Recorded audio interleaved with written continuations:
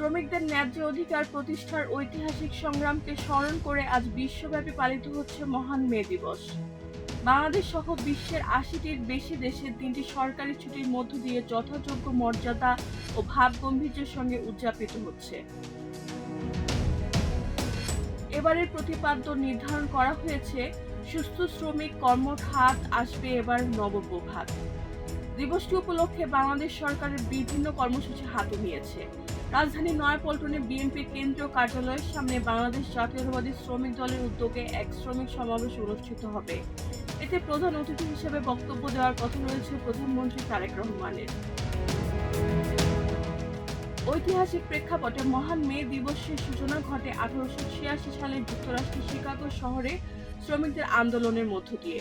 শিল্প বিপ্লবের পর শ্রমিকদের দিনে 10 থেকে 16 ঘন্টা পর্যন্ত কাজ করতে বাধ্য করা হলে তারা 8 ঘন্টা কর্মদিবসের দাবিতে আন্দোলনে নামেন। পয়লা মে শুরু হওয়া সেই আন্দোলনের ধারাবাহিকতায় 4 মে সংগঠিত হয় হে মার্কেটের রক্তক্ষয়ী ঘটনা, যেখানে বিস্ফোরণ ও পুলিশের গুলিতে বহু শ্রমিক নিহত ও আহত হন। পরবর্তীতে শ্রমিক নেতাদের বিতর্কিত বিচারে মৃত্যুদণ্ড দেওয়া হলে তা বিশ্বব্যাপী প্রতিবাদের জন্ম দেয়। 1889 সালে দ্বিতীয় আন্তর্জাতিক শ্রমিক সম্মেলনে পহেলা মেকে আন্তর্জাতিক শ্রমিক দিবস হিসাবে পালনের স্বীকৃতি গৃহীত হয়। সেই থেকে দিনটি শ্রমিকের অধিকার, ন্যায্যতা ও মর্যাদার প্রতীক হিসেবে বিশ্বজুড়ে পালিত হয়ে আসছে। রেহানা বেগম, প্রজন্ম 24।